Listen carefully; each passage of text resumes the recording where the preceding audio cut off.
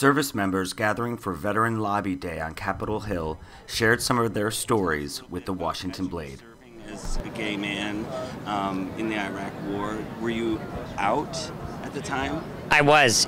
Well, Steve, I was only in Iraq for 3 hours. I mean, the first day of the ground invasion at the start of Operation Iraqi Freedom. But there was 2 people on that convoy who knew I was gay.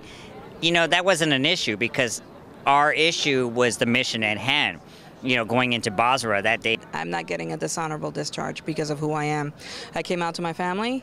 This was my livelihood, but I said, you're not going to do this to me. You're not going to put me through the mud and then give me a dishonorable. I have a son to feed. So I went to my chief and I said, I need to talk to you. Give me an honorable. I want out now. And he did. People, like I said, on that convoy, even the night before, of shock and awe, before we crossed the border for the invasion of the start of Operation Iraqi Freedom, who knew that I was gay. But it was about us doing our job, all of us doing our job, and they didn't. It wasn't an issue that I was gay.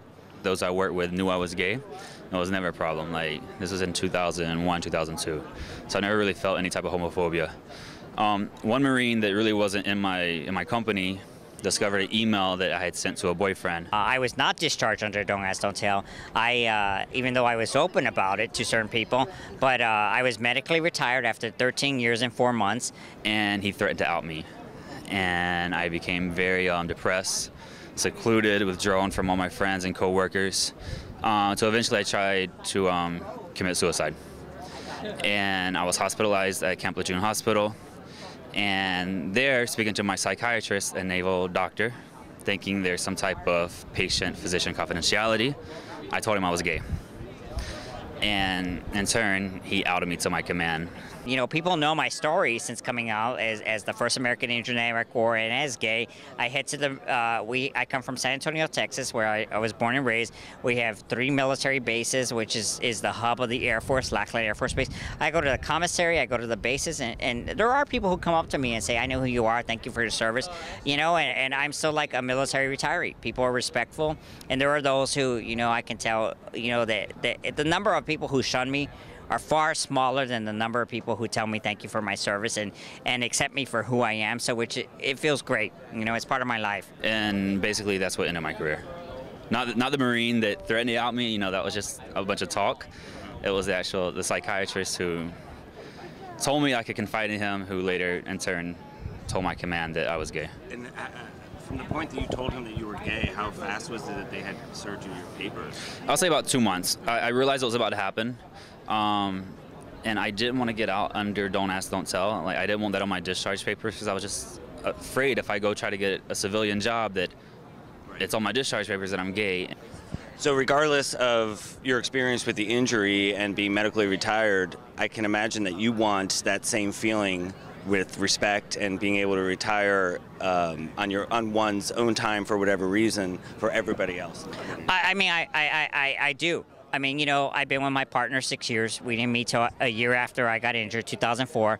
But, he doesn't have a military ID card. He doesn't have access to the military bases. He doesn't have access to my VA benefits. If something were to happen to me in the next minute or hour or so or tomorrow, all my disability would end with me. He doesn't have any retirement. So I went to my congressman back home, explained to him the situation, and said, if I'm going to get discharged, please let it be under other circumstances. And he told me to go back to base and he would see what he could do, and he helped me out in the long run. I think it's important that, like myself, straight veterans stand up for this issue because, they really have a voice in this, and the GLBT community really needs to know they're not alone. Are you interested in being reinstated at this point, or do you have a dream of going back and serving for the country, or what's your... Definitely. If the law was repealed tomorrow, in a heartbeat, I would go back in.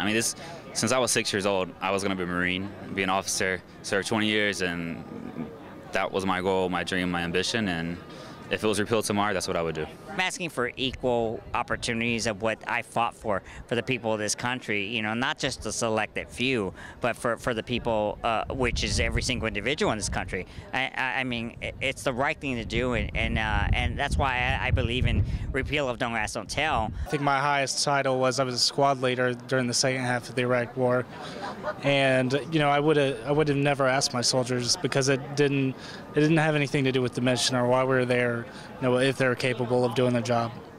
Reporting from Capitol Hill, this is Steve Fox with the Washington Blade.